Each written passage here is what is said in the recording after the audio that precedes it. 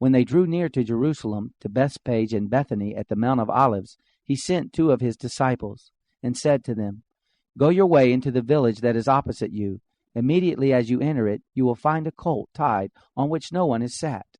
Untie him and bring him. If anyone asks you, 'Why are you doing this?' say, 'The Lord needs him,' and immediately he will send him back here." They went away and found a colt tied at the door outside in the open street, and they untied him. Some of those who stood there asked them, "What are you doing, untying the colt?"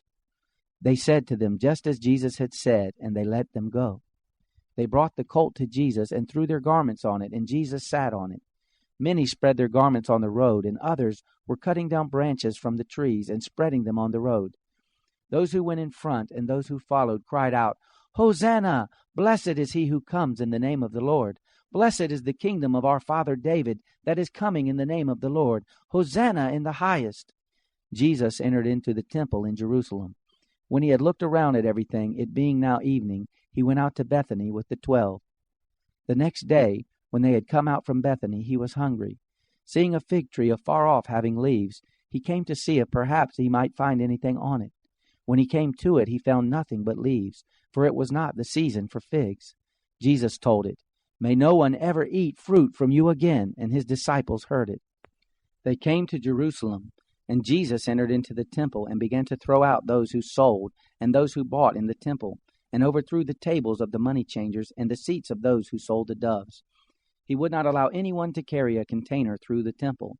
He taught, saying to them, "Isn't it written, 'My house will be called a house of prayer for all the nations,' but you have made it a den of robbers." The chief priests and the scribes heard it, and sought how they might destroy him. For they feared him, for all the multitude was astonished at his teaching. When evening came, he went out of the city. As they passed by in the morning, they saw the fig tree withered away from the roots. Peter, remembering, said to him, "Rabbi, look, the fig tree which you cursed has withered away."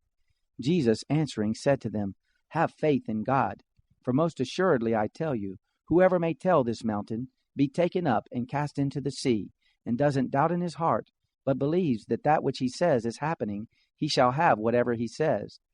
Therefore I tell you, all things whatever you pray and ask for, believe that you receive them, and you shall have them.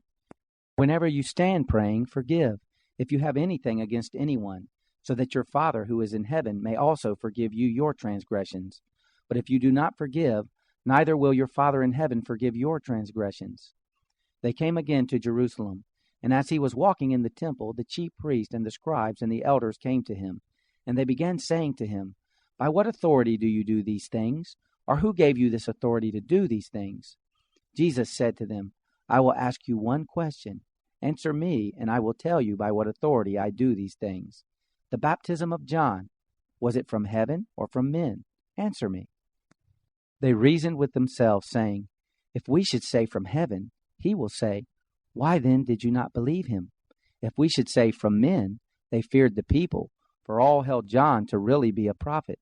They answered Jesus, "We don't know."